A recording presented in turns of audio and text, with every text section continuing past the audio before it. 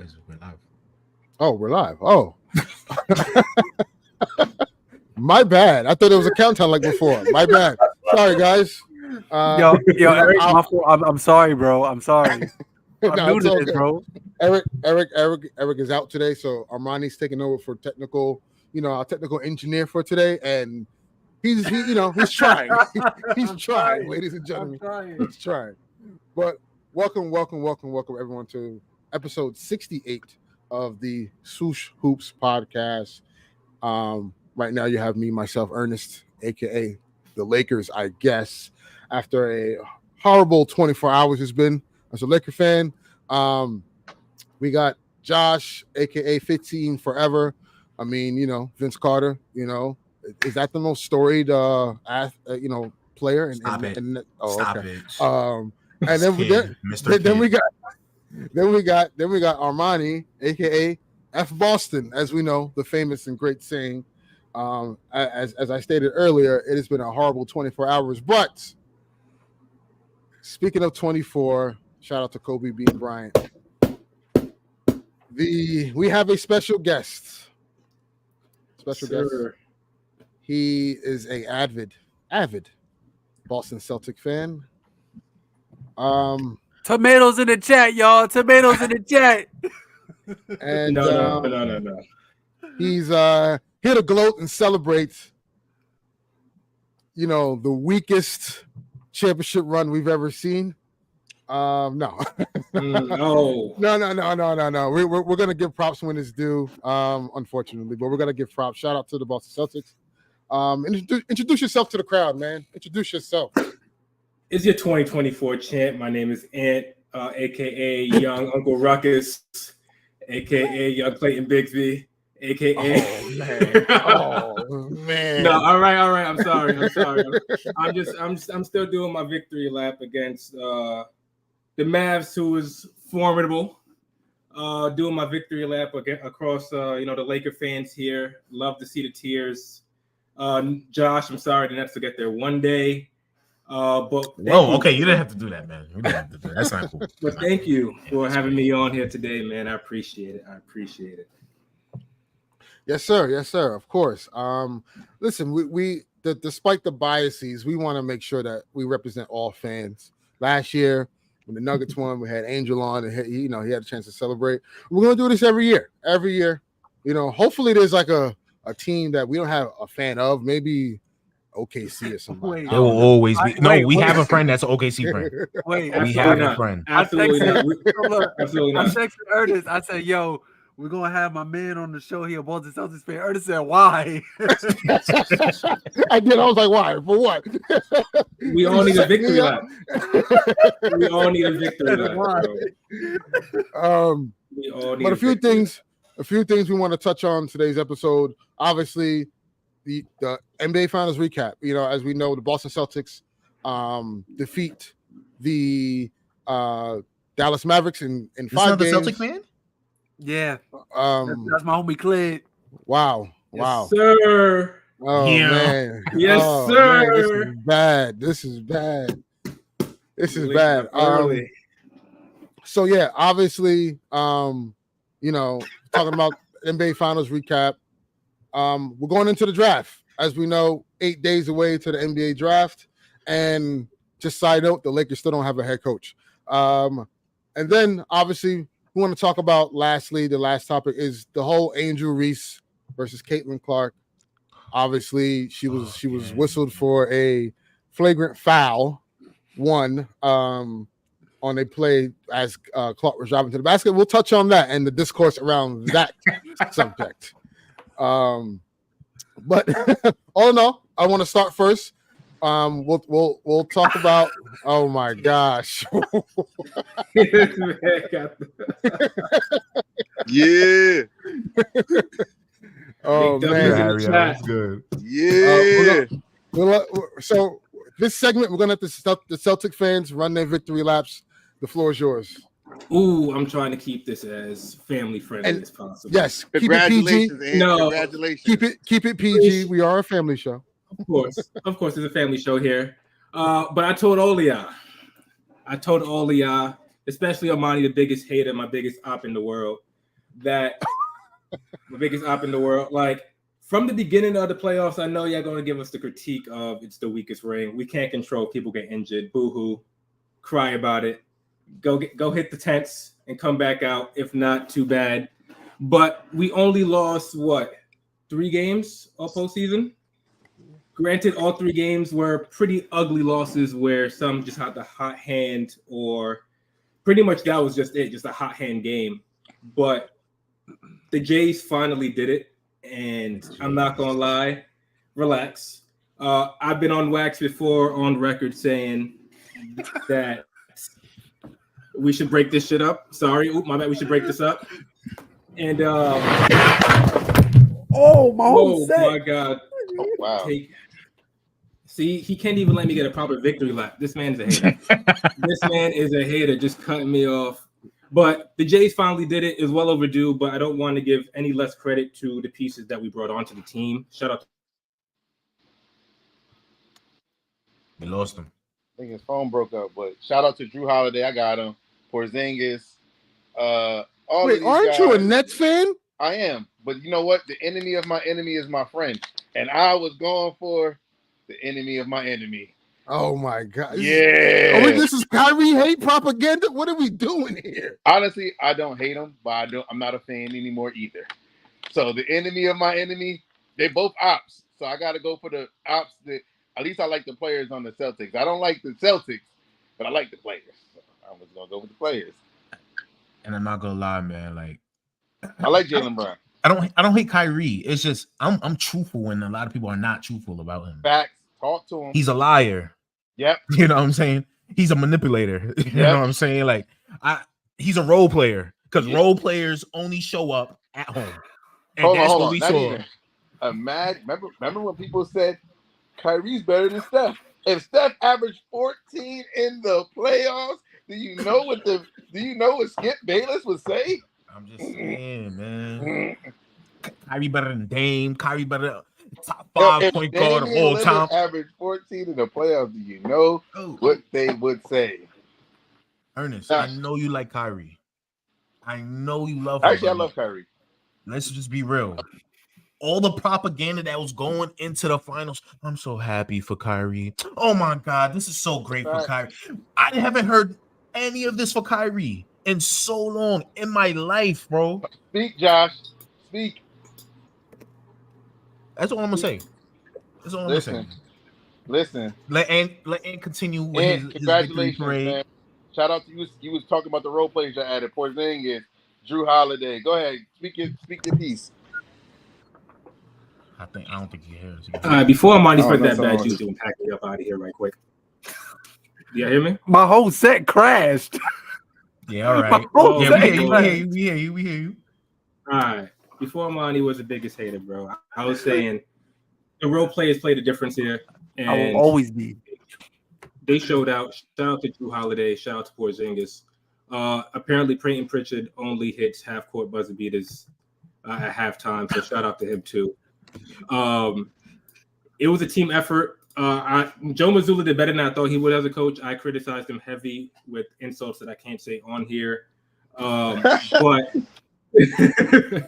after they let go of Ime, I didn't know the direction that this team was going because I don't know if they're going to buy in completely. But I feel like it was just more of a dominant run as it was a injury-riddled playoff run. I feel like people are going to hold that against us.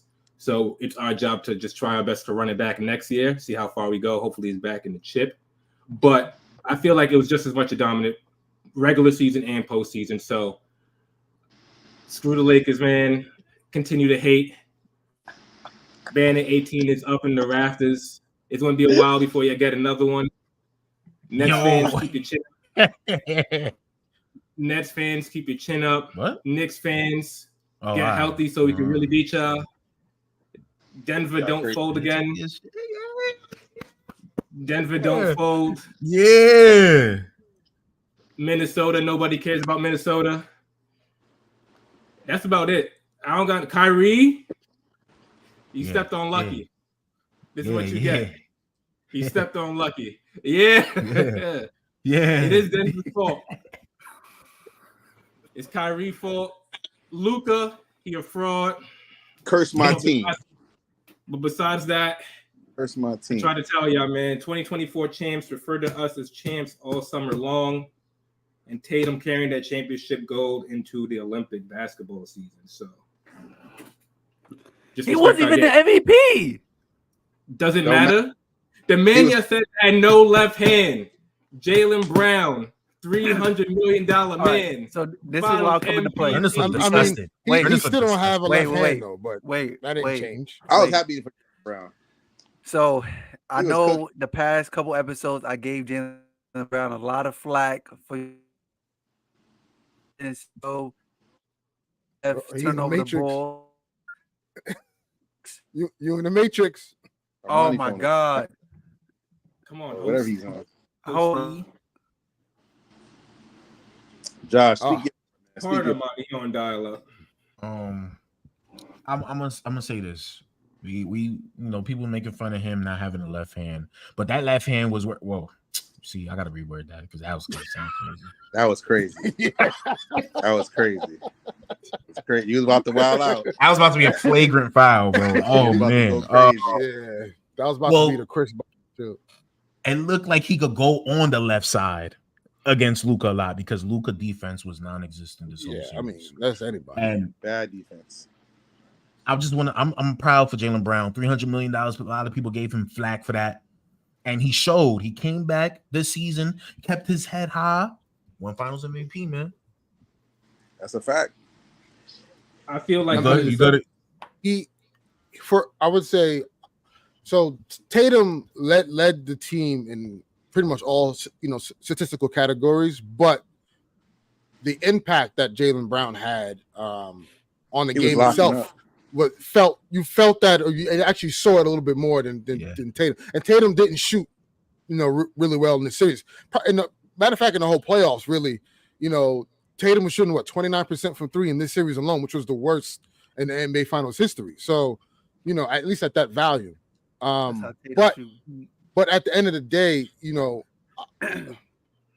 Boston just had the better team. They have the best starting five in the league. And you also look at what they were able to do against Dallas. And one of the biggest things were they blitzed Luka almost every chance they got. Facts. and the role players didn't show up. They just didn't show up. And with Luka's also shortcomings as well. Some of those turnovers you just can't overcome. Luka at times doesn't play smart basketball. Agreed. And look, at the end of the day, just you got to give them props. They did what they're supposed to. They did what they're supposed to do. Like I get the whole narrative with every series that they went into, that opponent's star player was hurt or compromised in some way or fashion. I get all that, which is, yes, you can make a case, but that's not Boston's fault. They had to beat whoever was in front of them. So you got to give them props, and that's just how the cookie crumbles sometimes. And it's up to the rest of these teams, Lakers, to figure out what they have to do and what's important, right? If anything, if this don't motivate that damn front office to do anything, I don't know what will, because almost every Laker great, legend, ex-player, don't matter who it is, was on the timeline just very disgusted and upset. So I'm sure maybe that resonates with the powers that be that run our putrid front office. So listen, at the end of the day, you got to give the Celtics their props. They did what they're supposed to do. Now, like, next season is going to be interesting because I think the East will get better. And I kind of want to see what these teams look like fully healthy against Boston and what does that look like? Because, again, Boston had stretches throughout the playoffs where you can question what you guys are shooting, 25% from three in this game. Why you are continuing to shoot the three ball, right? That's just the Joe Mazzulla philosophy. Just shoot the ball, so when teams are healthy and ready, I want to see what that really looks like. But again, no discredit to what they've done this year. They earned it, and we'll see if they could do it again next year.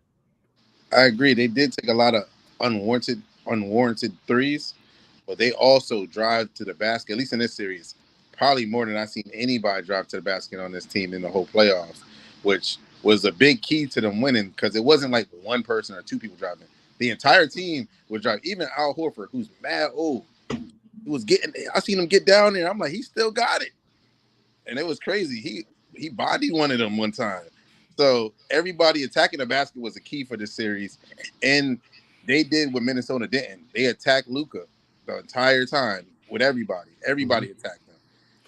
And like their bigs aren't really rim protectors outside of Lively maybe, but like Gafford isn't much of a rim protector. Like he doesn't play big for his position. So, and when you have, I think it depends on the matchup with him because in the last series, he kept blocking Cat. So I think it depends on the matchup too. Yeah, and one of the reasons why they were able to get to the basket so easily because Luka, golly, like you just right by, So Dallas has some decisions to make in the offseason. Obviously, they're gonna have to. They're a piece away. I say a couple pieces. Well, it depends on what the piece is. There's a lot of free agents coming up. Yeah. So they might be able to they need.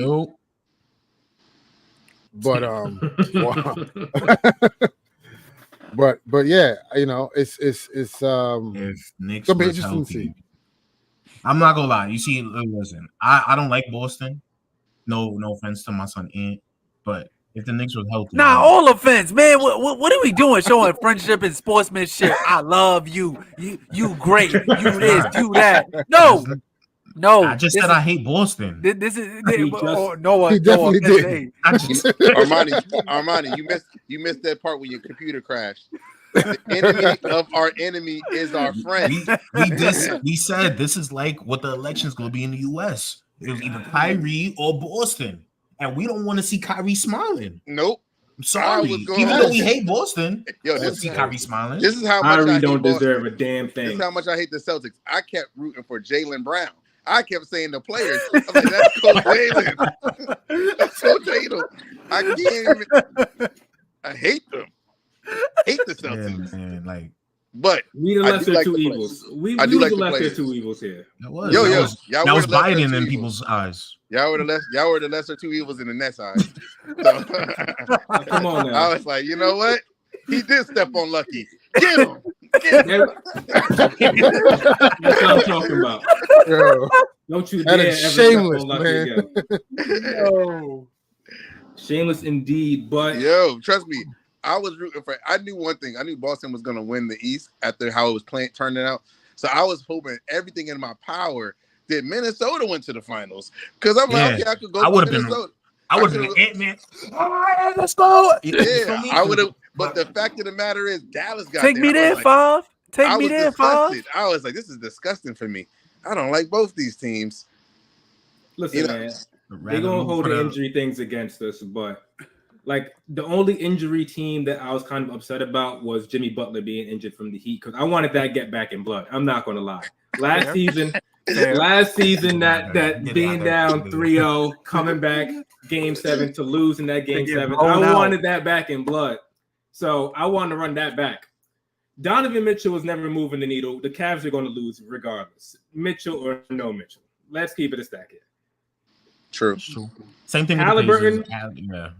Halliburton, backup PG, freaking Nembhard was cooking the whole series long. So it's like, was there really? And TJ, the guards are still cooking. Like the flow of the offense for the Pacers didn't change without Halliburton. Granted, it's Halliburton. They probably would have been an improvement, but the guards still showed out and they still hooped tremendously. But for the Knicks, my thing with the Knicks is if y'all was healthy, how healthy? Y'all was down like 6 people. Y'all was down half the rotation. They was about to give Taj Gibson another call. So it was very unhealthy coming into the playoffs. So I don't know.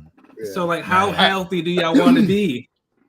I do think it's interesting with obviously the pick of the litter, the cream of the crop of the East is Boston, Philly, New York, in Milwaukee. So like, it'll be interesting to see if those teams were just fully healthy. I think Boston and New York would have been intriguing because of the style of play New York plays. Very rugged, you know. It'd have been looking like 90s basketball out there. Yeah, you know, so and you know how to like fight through that toughness. Like I want to be able to see that with Boston. Can I be fair though? Because I feel like we're jumping over one step. You know, Knicks fans, they do have the right. Oh, if we was healthy. Well, but I mean, are we sure they're getting past the Bucks? No. Well, again, I'm not. Before you went on your soliloquy, I was going to go with the Bucks next. But I'm just saying, those 4 teams in general, you see any of those matchups, it's a really to me, if they're fully healthy, it's a really good matchup. The Bucks is another intriguing one because with the thing with Giannis, he's been pretty dominant against the Celtics. It's the others that struggle, and the biggest piece is historically Dame does not play well against Drew Holiday, so that would have been intriguing to see. Philly, Joel would have dominated. Joel would have averaged 40 in that series, I think. But again, it's the do you get the constant no show of Tobias Harris? You know, can you rely on Kelly Oubre against Boston? Yes, against Boston. No, they own him. We've been owning him. And, no, I know they own him. I'm just saying Embiid is still averaging 40 though. He averages 35 against them. Now against Al Horford. Al Horford owns him too. I'm not gonna lie. In terms of wins, yes, for sure. I'm just saying, if you look at the stats, the stats will tell you. What? The stats will tell you. I'm just saying, I still think Boston beats Philly handedly. I'm just saying those matchups have been intriguing. Now, if you look towards the next season, which I want to get to now, as the finals has ended and we're now into the offseason, obviously, Klay Thompson, we know, is one of the big stories. Everybody's getting okay. I mean, sure, maybe we'll see. As you know, Klay Thompson has unfollowed the Warriors on Instagram, as has been reported. Klay.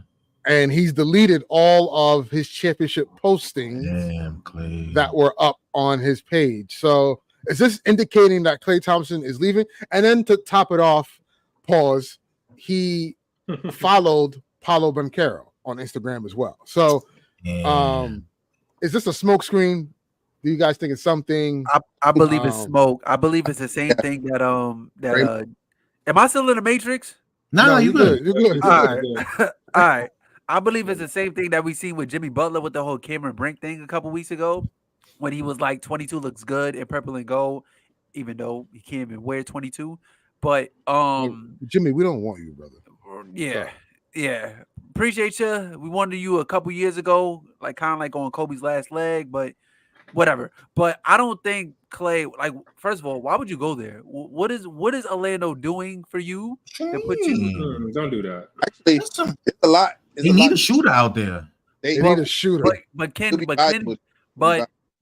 Klay still produce to a level that he wants to put Orlando in a comfortable position to possibly compete?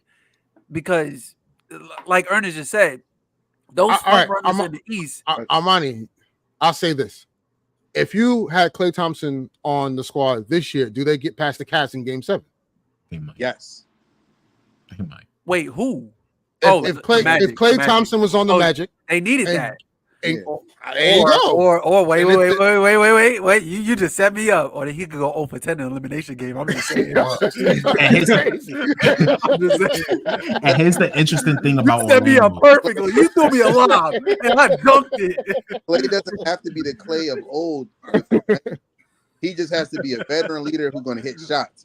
On Golden State, he's still technically the second best option, the second option, the second best player.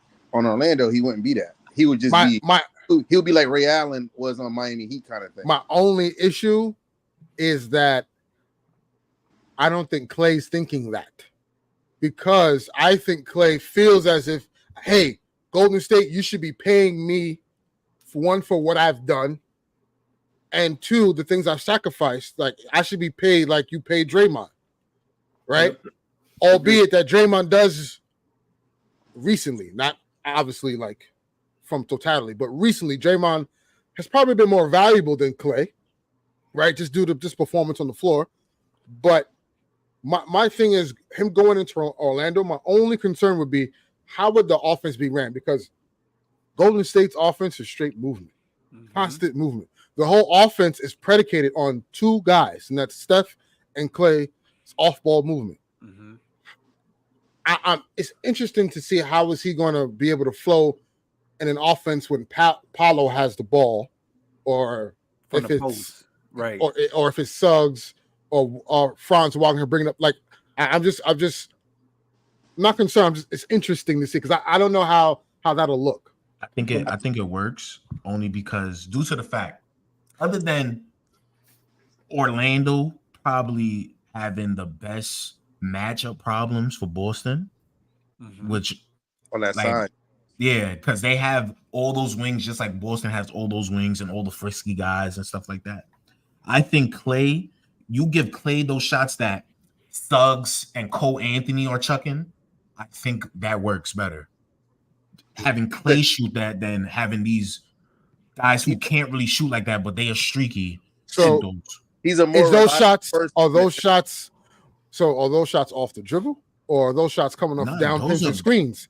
Because pins and screens could be pin downs, catch shoots. You know what he naturally does. The thing about him is he doesn't need high usage to get his little 15 to 20 off. Right. So all he got to do is create motion, which is gonna make it easy for Paolo, because he's gonna draw the double. So now at least have Clay on the weak side of that. He's gonna be wide open. That's a much reliable shooter versus who he has now. And he has experience. He comes with leadership. It's like, I agree that yes, he wants the money from Golden State, but at the same time, I think he's going to stay at Golden State, to be fair. But I think the way he's playing, I think it's all smoke. I think it's smoke too. But I think he's playing it for just in case Golden State comes too disrespectful. Yeah. With the low ball. Yeah. I got my backup plan set. And as a team that I'm gonna still start possibly, or even if I don't start, I'm gonna play major minutes. I think Loki reminds me of the role is gonna be different now. I'm not the second best player, which I've been in that role before and was successful. Yeah, and I think, and at the same time, like you don't have to rely on him being a great defender as much anymore. It's like a great system over there in Orlando for him. Yeah, and if the coach coaches the situation right, you have one of the keys to make y'all at least get to the next round. Maybe not championship per se, but that depends on the young talent. That depends on the young talent if they're gonna like step up to the next level. But this is a stepping stone because you're getting some leadership, and that's why teams like the Thunder didn't make it past their round, because of the lack of leadership in a way, or productive leadership. And a lot of the younger teams always miss the playoffs or miss the first round because they don't have a person who could lead them. And he don't got to be the best player. That's true. That is true. Orlando doesn't have a vet. He don't have to be the best player anymore. Or he does, or the role player, the veteran doesn't have to be the best player, but he just has to come with some leadership, some wisdom, some encouragement. Klay Thompson got probably best experience that anybody you could pick up as a young team, because he's been in that shoes as a young team, and he's also been a champion. He's also a rebuild team. So he's been on 2 rebuild teams, to be fair, because when he got to Golden State, it was a rebuild. So true. Yep. He's the best player, and he knows that. So it's like, is Golden State going to pay him what he feels he's worth to Golden State? Which I ain't going to lie, he should have some self-awareness. If he wants to still win chips, that he'll probably take a little less so they can bring somebody over. Right. And because Klay, you can't play defense anymore. That's the biggest issue. He's got to play defense. That's why his shot is off. So but also he's 34 years old. So if someone's offering you a max, this may be your last max. I love Golden State, but I might secure that back. But hey, no tax in Florida.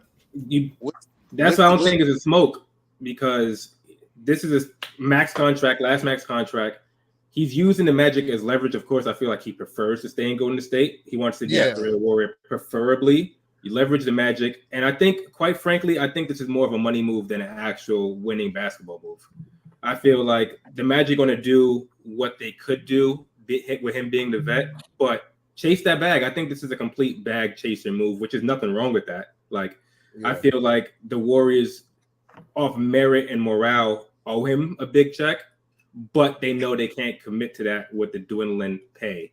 So he just wants that one last max. They saw what they gave to Draymond. They saw, of course, they're gonna give it to Steph. Like he's Jordan Poole had just got one prior to like.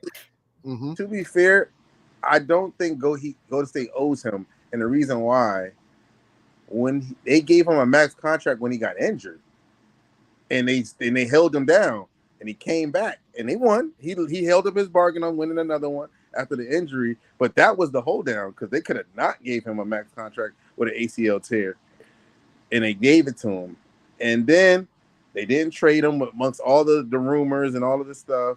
They actually been very loyal to him, and to be fair, he's more washed than Draymond is at what Draymond does. I'm not saying Draymond's better than him, but Draymond is still at their respective roles. Yeah, and Draymond in his role is still more effective than Klay Thompson as the second option scorer. If they keeping it real, they probably shouldn't have got rid of Poole. They probably should have made an adult move. But it's Draymond's fault. It is Draymond's fault. But it is Draymond's fault. But it is. Klay Thompson, even though he was the second leading scorer when Poole was there, Poole was taking up the volume of the true minutes of the energy minutes to give him them little breathers.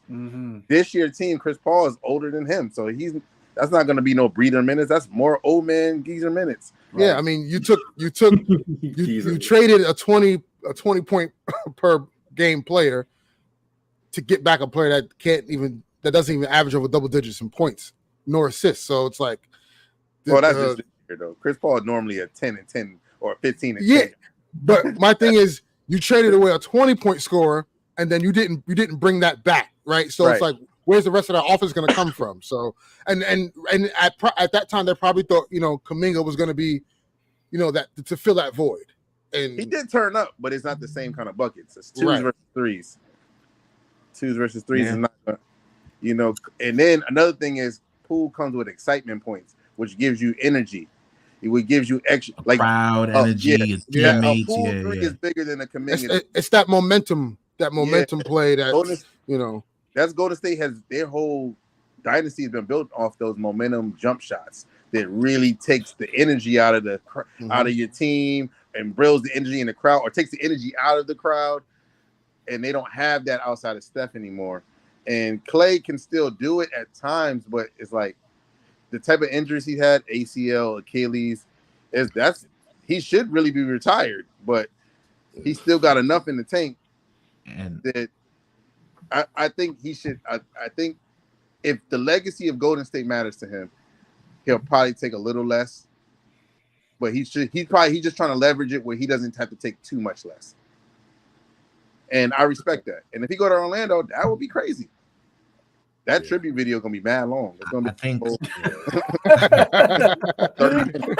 I do think that we're a lot of people glossing over the fact that I know Klay and Draymond is the famous names, but like Wiggins, man, he's been Wiggins is out of there. I think, in my opinion. What you saw from Wiggins last year is just like the general manager got to be like, yo, let's see if we could get him off.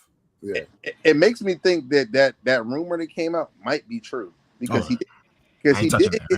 I'm gonna just be fair. I'm not touching it, but I'm just saying he didn't get injured. Or nothing major personal. Nah, his father was really sick.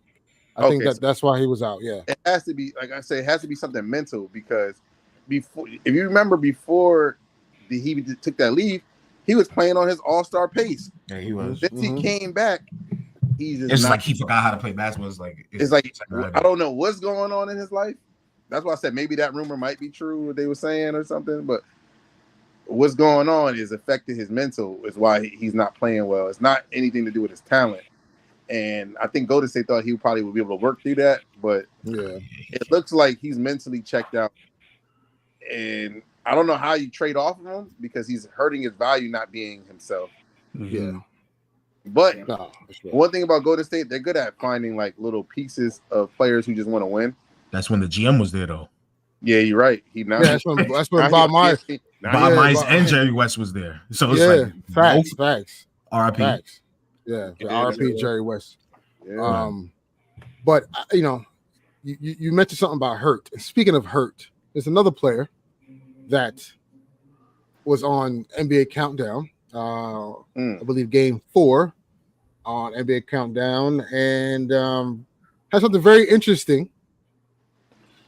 It was Joel Embiid, and Joel Embiid was, you know, talking about the Celtics, and you know, he also mentioned live on air the injuries, you know, quote unquote. So he's putting that, that he has every year. And as to why the Celtics, like it's crazy. Like you like, oh well, the Celtics reason they got this far because of injuries. But the Bucks, you were injured though, bro. Like you were injured too, bro. What are you talking about? But alongside him, Paul George was sitting there because he was an actual commentating guest. Analysis and tampering. Joel Embiid talked about how Adam, do something. Do your damn job, Adam. He talked about you know, the offseason and adding, you know, pieces, and he looked to his left or right, I believe. Did he wink at him? Something? And you know, initiated maybe Paul George was that added piece. And as we do know, Paul George right now is looking to is going into free agency and looking to get a max contract. And I can say he is not wavering off that max contract. So whether the Clippers think he's worth it or not, Paul George wants a max deal. And Philadelphia has the cap space to give him that. So, one, do you guys think Paul George leaves the Lakers? Wow. Wow. Yo. Okay. Calling this man Jim Ross is crazy.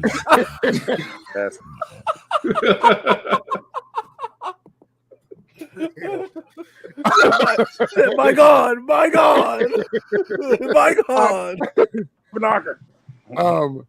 One, do you think Paul George leaves the Clippers? And if so, is it the Sixers that he ends up signing with? Yeah. Oh, my God.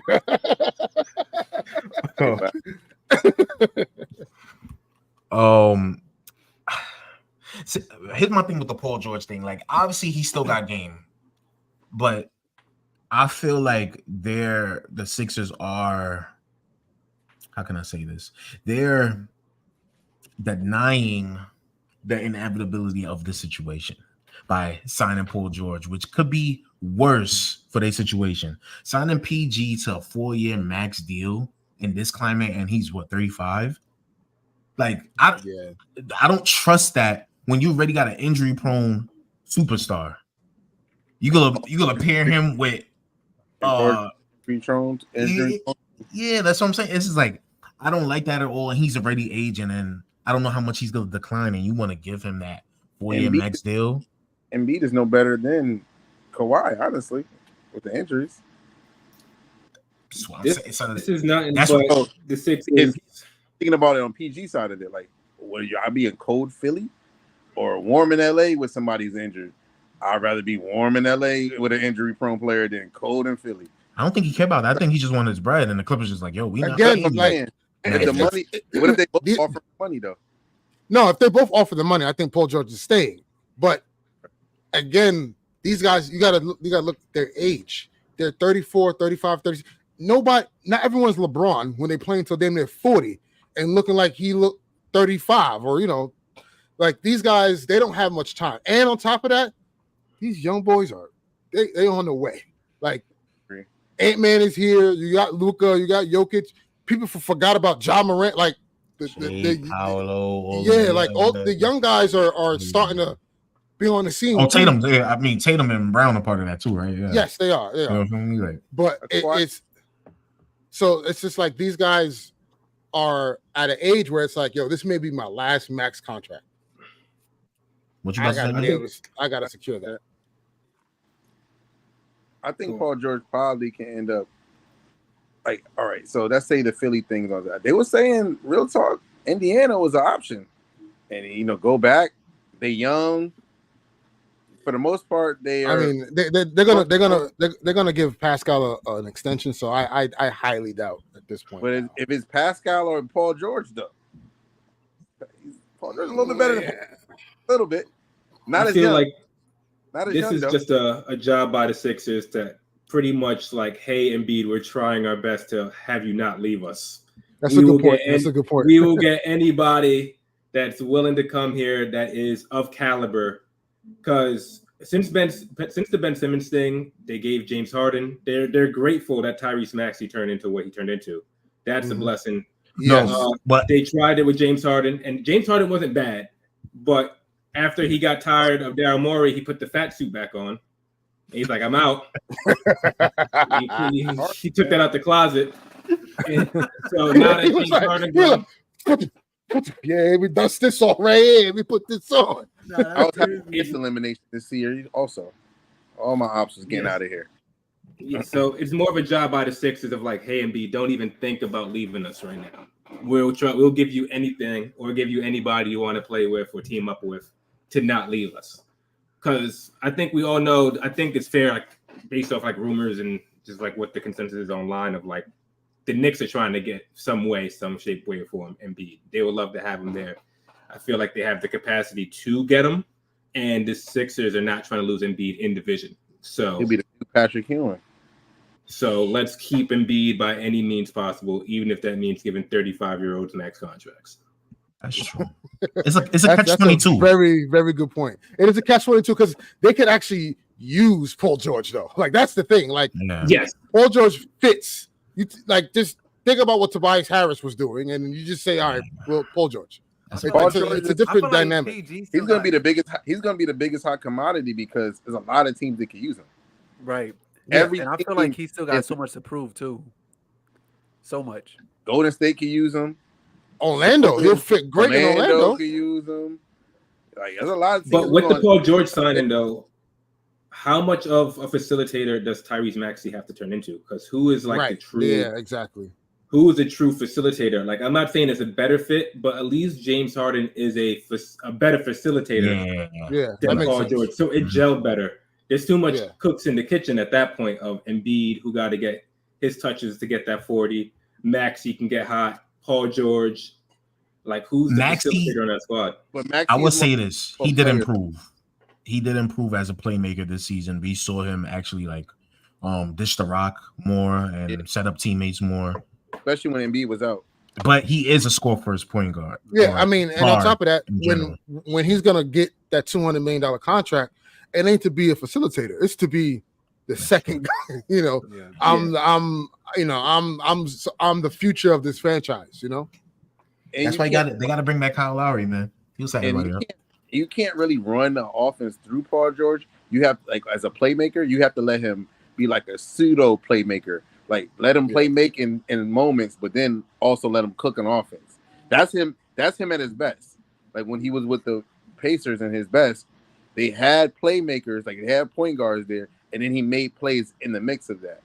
He's not the give him the ball and do what LeBron does kind of guy, or even Ben Simmons. That's not his real style. Yeah, I mean that's a great point because his best NBA season was when he was with OKC with Russ. When Russ was on his triple-double, thing, like he was second in MVP voting, or third, I think it was. Which was crazy. But that's how good he was playing that season. He was cooking that season until the injuries kicked in. That was blasphemy, man. And Dame went bye. Last subject of the night. Want to talk about obviously WNBA. This whole Caitlin Clark and Angel Reese thing is it's weird, man. It's super weird, man. Like it's unnecessarily weird. It's needed though. And I want your explanation on to that in a second. As you know, the Chicago Sky and Indiana Fever played this past weekend, and Caitlin Clark goes up for a layup. Angel Reese is attempting to go for a block. She misses and connects and hits her forearm or elbow into Caitlin Clark's head. Caitlin Clark falls down. Refs review the play. call it a flagrant one, and they move on. But obviously, the consensus around this is far more than what it needs to be.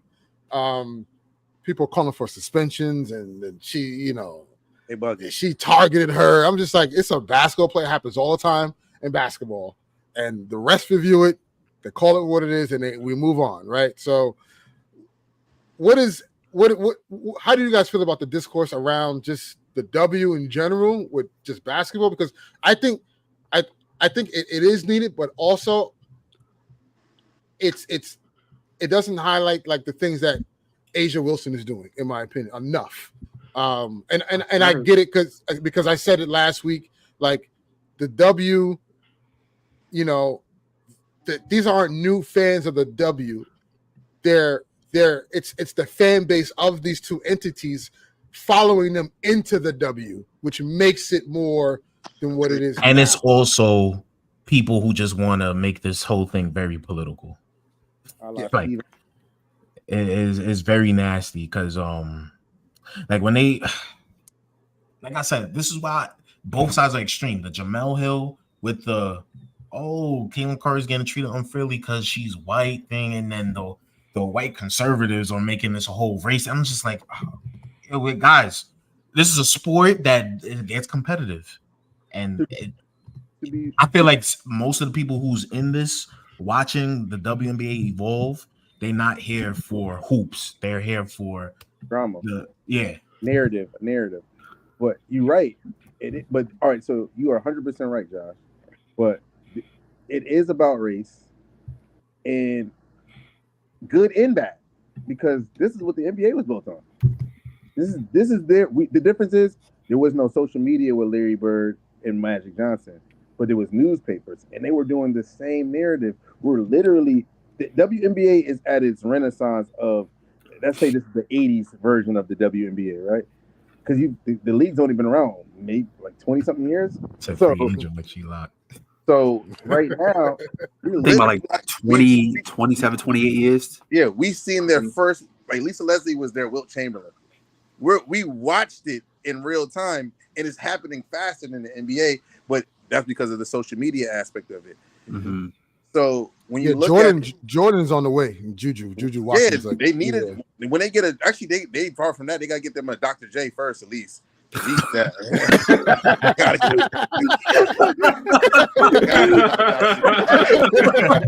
If they get a Jordan before Dr. J, that would be That's a good point. Yeah. But I just think Juju's going to be that good. Like it. The Caitlin Clark stuff is not going to matter by the time Juju gets in the league. It's not just about the good. The reason why it's about race and it's all right.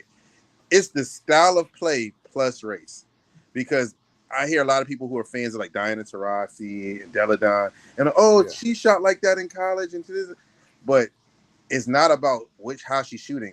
She's doing it like the modern day, like a Steph. Yeah. And that's why Steph took off. It wasn't just the fact that Steph shot threes, because Damian Lillard shoots from 40 feet also. Mark Price shot threes. There's a lot, but I'm just saying this. He shoots from 40. So does Damian Lillard. Not as popular. Yeah. Because it's how she's doing it. And the drama is bringing in the views. For both of them, Caitlin Clark, injuries, every arena they go into is selling out. Yeah, they're maxing it out. Yeah. They're selling out. And people are getting behind it on some Larry Bird, Magic Johnson stuff. We wasn't alive for it. At least I was alive for a little bit of it, but the end. Magic Johnson. Yeah, I was born in '88, so I don't know. I was born in '87. You mean damn? Relax. Magic Johnson wasn't beloved the way he was beloved. Magic Johnson wasn't beloved. Hey, y'all wild. You like talking about damn? Crazy. My chest. Yeah, I need to chill. Bro, I need to relax, man. I know. You watching them on court? The 80s was a good time, my boy. The 80s was a good time. Harry was trying to cook up. Josh, you crazy. But what I was saying, Magic Johnson wasn't that beloved in the beginning, and that's what Angel Reese is kind of dealing with a little bit of that. Mm-hmm. And Larry Bird was extremely beloved, and he didn't want that either. So we're really witnessing it like in real time, and people are mishandling it sometimes because they're highlighting the drama. Like, oh, is she fouling too hard? No, that was a regular foul. She didn't mean to hit her. She's not a dirty player. At the same time, Angel Reese, Caitlin Clark, she's just trying to hoop, and they may not want this attention, but they got it, and people who are around it, meaning the players, and I feel like the women media need to embrace it and spin it instead of like fighting it. Like, yo, this is the product you got. Y'all wanted the attention, you got the attention. Yes. Now use the attention somewhere positive to spin it. Like, do you know what they did to make Bird and Magic? They had to shoot that McDonald's commercial when they was playing ball and stuff. Had them in a commercial and that together. Converse commercial too. The Converse commercial. It's like almost the WNBA is like, well, we don't want nothing to do with this, like this divisive stuff. It's like, well, how about you be on the other side of that divisiveness and bring them together? You know what I'm saying? Because that will also be polarizing as well. Like, you have them the WNBA and Skims have a partnership. Have them do a Skims thing, you know, or even it doesn't have to even be that, you know, to that degree. It could be the Gatorade commercial. Both of them in the Gatorade commercial. That's better. You know what I'm saying? Like, but he said Skims. He said Skims. I don't want to see CC and Skims, man. I'm not trying to be sexist. Stop. No. Hold on. I would say this. Another component. To put the sex part into this, but you know, we keeping it PG. The fact of the matter is the new WNBA players are attractive now too. That's another thing that's making the people watching more.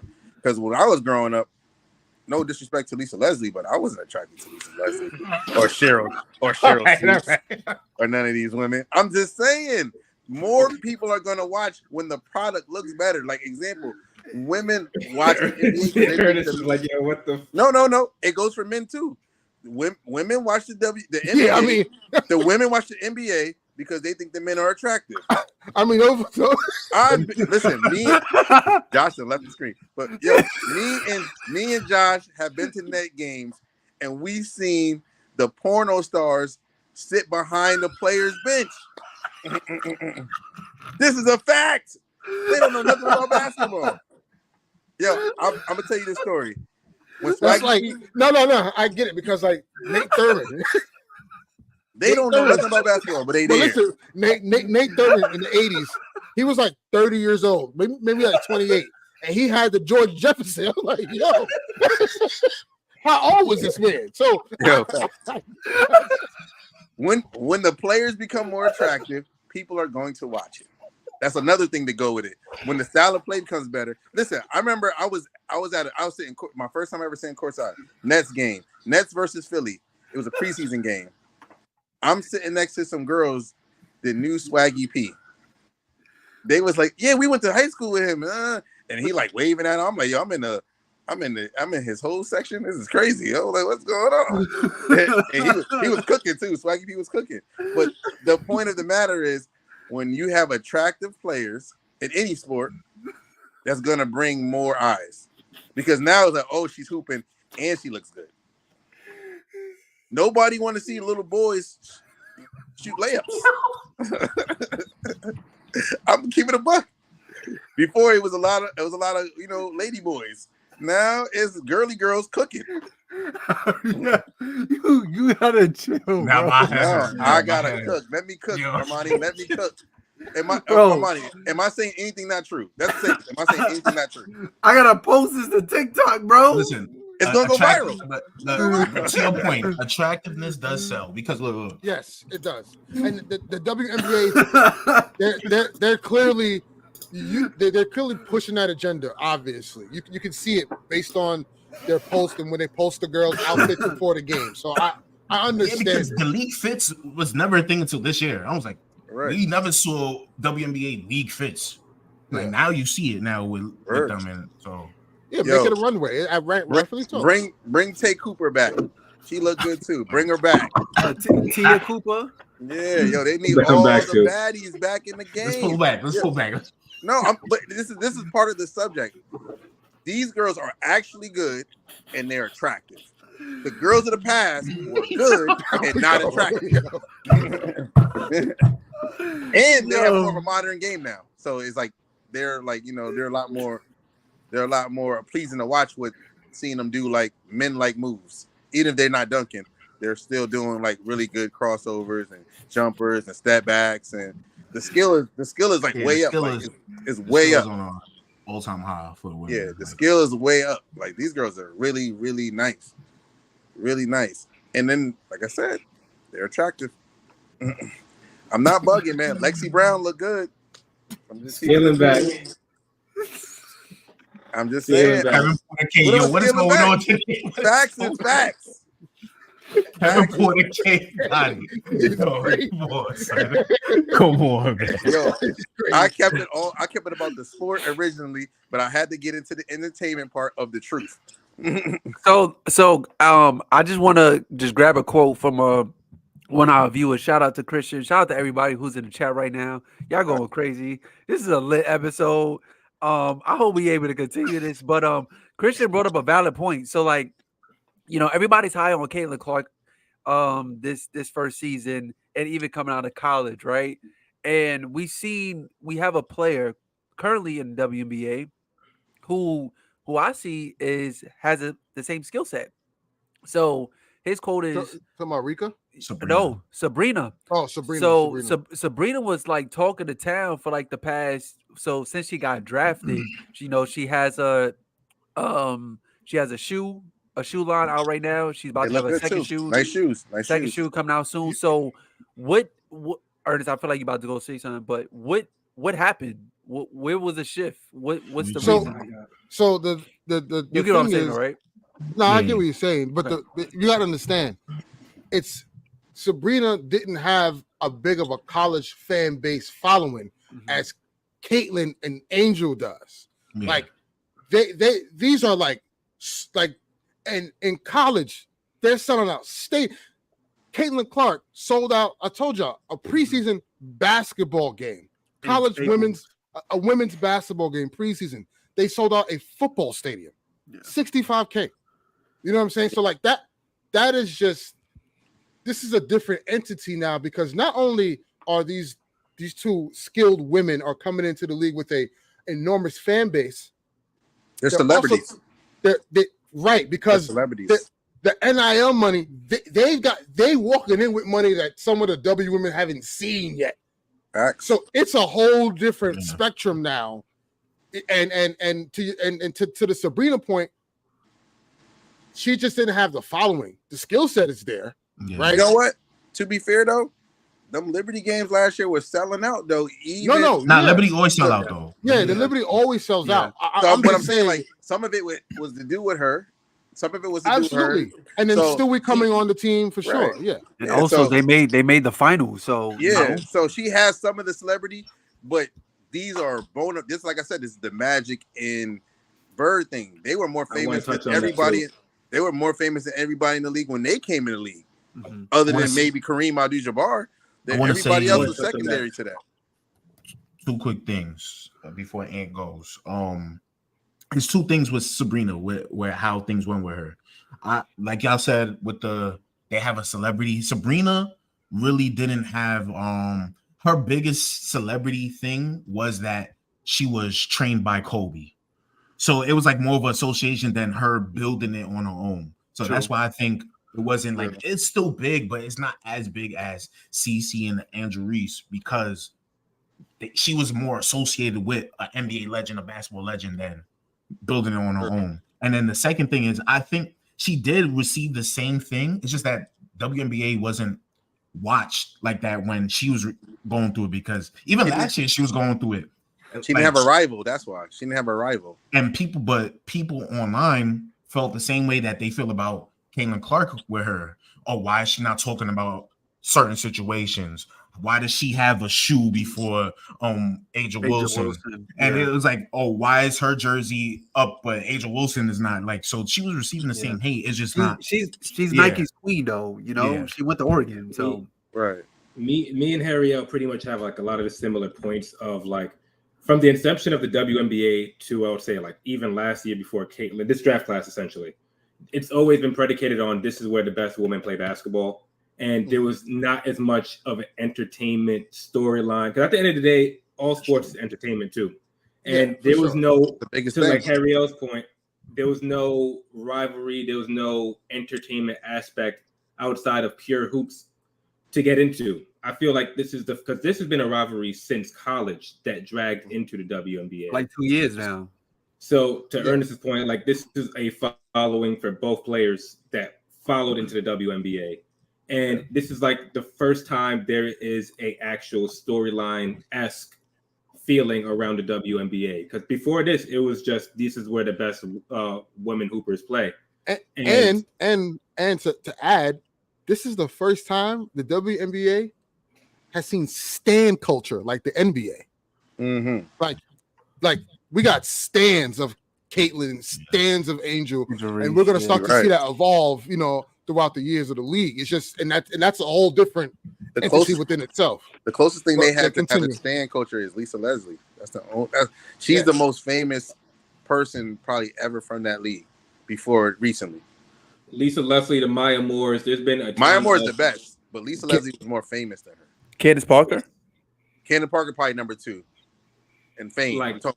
And then Brittany Griner because she was kidnapped. She wasn't kidnapped. I mean, she committed a felony. Kind of.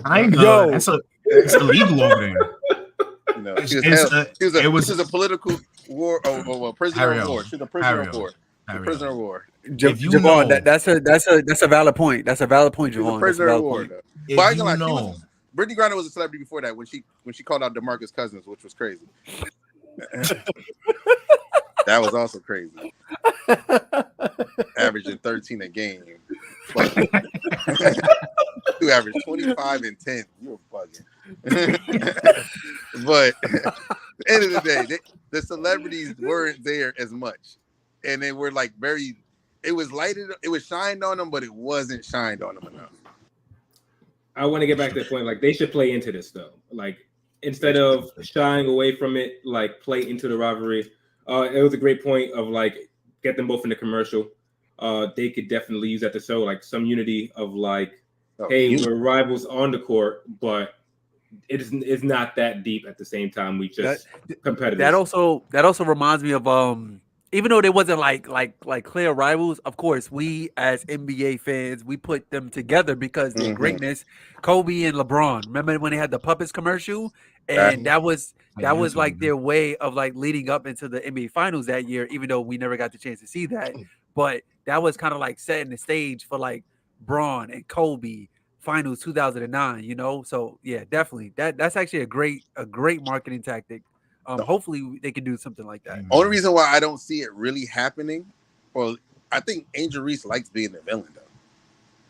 Like she's playing up this villain character, but she doesn't have to though. That's why she's kind of losing me. She's kind of losing me with that. She doesn't have to do that because like at the end of the day, like they're already gonna they vilify pretty much. Well, I get it though. I like being the bad. No, I get it, but it's like fun. She doesn't have to do that at all. True. You know what I'm saying? She but I understand why she's. I'm not gonna say she's feeding into it, but like I can see why she's responding to it, right? I think she's trying to do what Dennis Rodman did in his time. Like I remember he said he wanted to be the anti-Michael Jordan.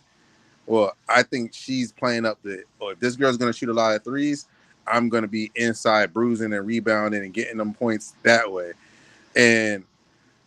It like I said, it can work being that because you do need a villain sometimes. Like Draymond, as much as we could say about Draymond is a viable asset because he's a villain. He has commercials, he's on TNT, all of these. Charles Barkley was not really a beloved when he played. They didn't like him. I mean, he had a commercial saying I'm not a role model. So yeah. Yeah. So and my thing is I think she found her groove and she just want to roll with that. It's just she doesn't. I agree with you. She doesn't have to be because they're all targets. All of this rookie class are targets right now. Yeah. Mm-hmm. My thing also, like these are a crop of like just athletes in general, WNBA, NBA. They know what's going to be trending. They understand the power of being viral. If playing into the villain role against Caitlin Clark is going to put up numbers, viewership outside of WNBA. In terms of brand recognition or just whatever the case may be for her name, she's going to play into that. I feel like these athletes nowadays that are getting drafted are more conscious of the importance of being popular outside of your craft and being talked about negatively or positively. They understand the power of good press. Any press is good press. These current WNBA players get that more because social media is more a part of their lives than maybe the old. So they understand the issue of, I went to the Met like Gala and all of that stuff. Like they know the power in that versus the past stars that were as good. They just hooped. They just hooped.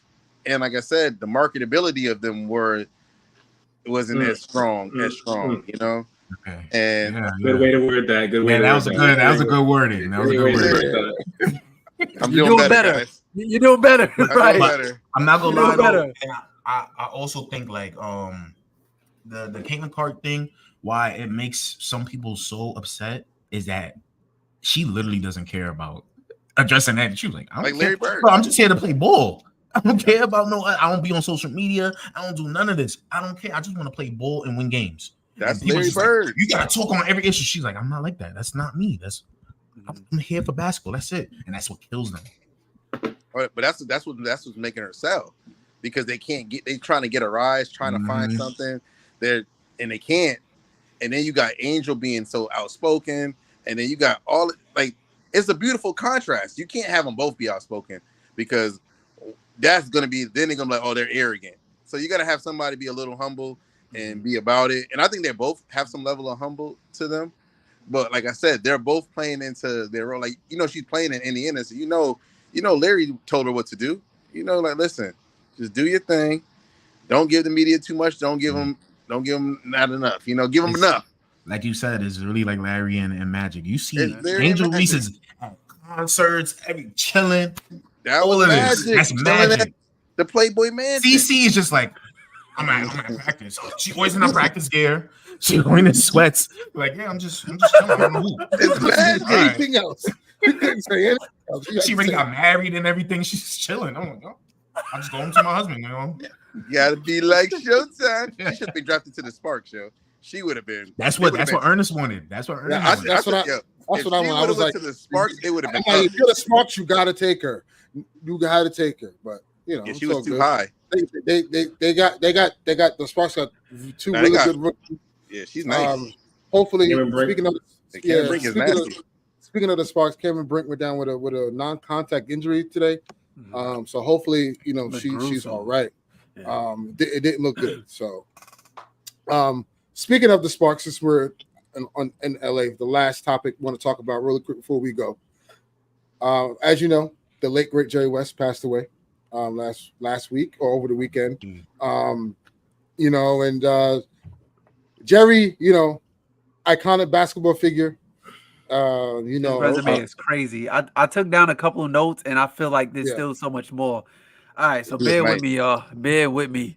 So NBA champion, NBA 75th anniversary team, Finals MVP, only person to win on a losing team, 14-time All-Star, 8-time champion as an executive, 2-time Executive of the Year, responsible for the Kobe trade for getting Kobe to LA, responsible for getting Shaq in a Laker jersey, helped build the Warriors dynasty, signed Kawhi to the Clippers, traded for PG, and the first member to be inducted to the Hall of Fame as a player and a contributor, and he is also the logo. Wow. And there's still so much more. He's goated, man. And Javon, what was his business decision? What was his business decision? What was his business decision, Javon? People said go ahead, Josh. They said he'd rather die than see the Celtics win another ring, just like in Showtime. And you know what he did? He said, "No, okay. I can't see this." Can't see this. Nah, winning time. I got a question. Do y'all feel like winning time was kind of accurate? Because it was. That's because I've seen Lakers versus Lakers versus Celtics. And he was crying about not beating the Celtics, and it was like 50 years later. I'm like, yo, bro, real tears. It was a dramatization. But Showtime, clearly, Showtime made a lot of people in our age, younger, actually like Jerry West won. That's why I was so confused about Jerry West being like, nah, I don't like this. people love him after that. It was like, yo, Jerry West really like this. Yo, he's cool. Yeah, because you realize he was like more of a regular guy who goes through stuff. Because you know he has that one team he hates. I understood him. I was like, you know what? I hate understandable, man. Jerry. You know, yeah. You know what I'm saying? R.I.P. Jerry West, man. Yeah, Jerry West was goated, man. We got, and you forgot one thing. He built that Grizzlies team too, that grit and grind team too. Man, he did. He sure did. He sure did. He knew how to put talent together, man. This man, the Dr. Dre of the NBA. Damn. That's a fact. Everything. Hold on. That's a fact. He should have hired him. Hired him. That's crazy. Nah, he was a player to the East Coast, man. He didn't want to be out here. He don't want no cold weather. We should have hired him. But yeah. But all in all, you know, rest in peace to Jerry West. And on that note, that is a wrap, ladies and gentlemen. Thank you for joining the Swoosh Shoes Pod. Today was a wild show. Very, very wild show. Thank you guys for having me. And we'll let you know if we get banned over the FCC airwaves or and but until then, see you guys next week. Hopefully we got wait, hold on. Nick fan alert. Yeah. Oh my gosh. What is happening? What an episode, man. What an episode. He's not gonna say nothing. He's not gonna say nothing. Yeah, he's just not gonna say nothing. He's staying at hand. Listen, man, it's a championship summer. Summer. Listen, y'all. You already got enough championships, right? So I'm ready to see y'all. All right. We all know y'all already had a cupcake playoff. So we only know three games during the playoffs, right? Game 2, Miami. Y'all stuck with no Jimmy Butler, Miami. Second round, Cavaliers. No Donovan. Stop DJing to go on a hate train. Yeah. Yes, I'm going to. I'm already finished tonight. I'm good tonight. So yeah, man. Nah, that's hate. Now he's cutting the backstage promo on me about the Celtics, man. This man can't be a satellite. Listen. So as y'all know, the draft is next Thursday. 2-day draft, Thursday and Friday.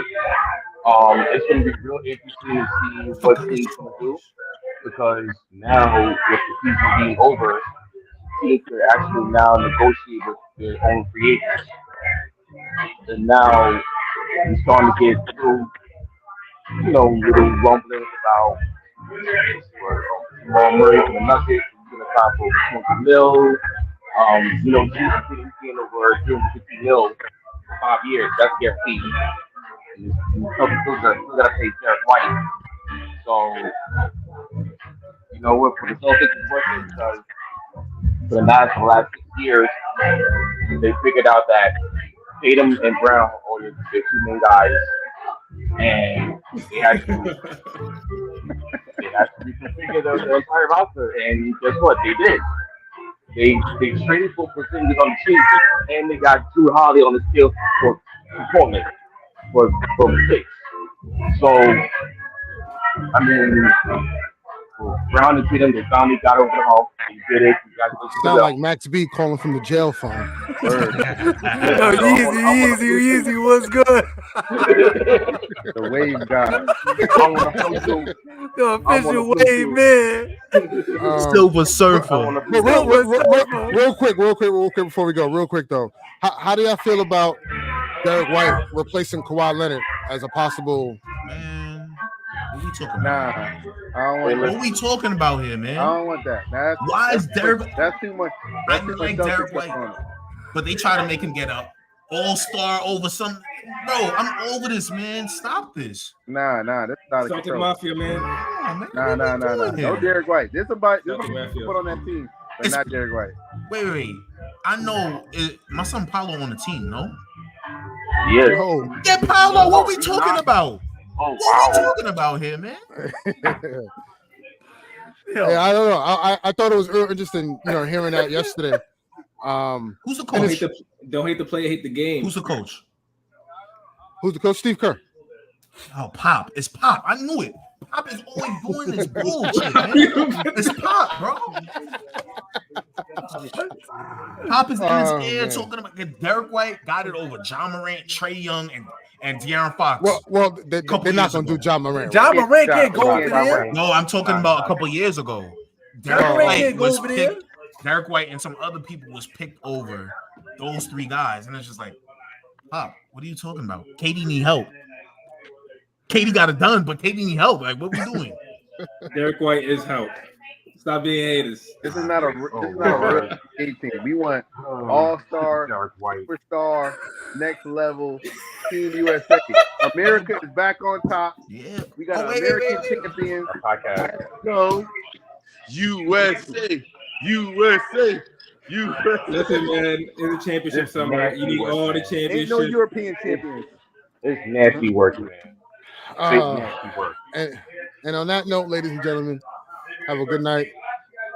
Thank you guys. And RL, thank you for adding a interesting time for us today.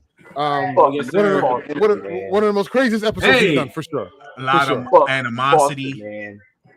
It's all right, man. It's all right. Family show, man. Yeah, but on that note, good night, ladies and gentlemen. Good night. Cut the strings.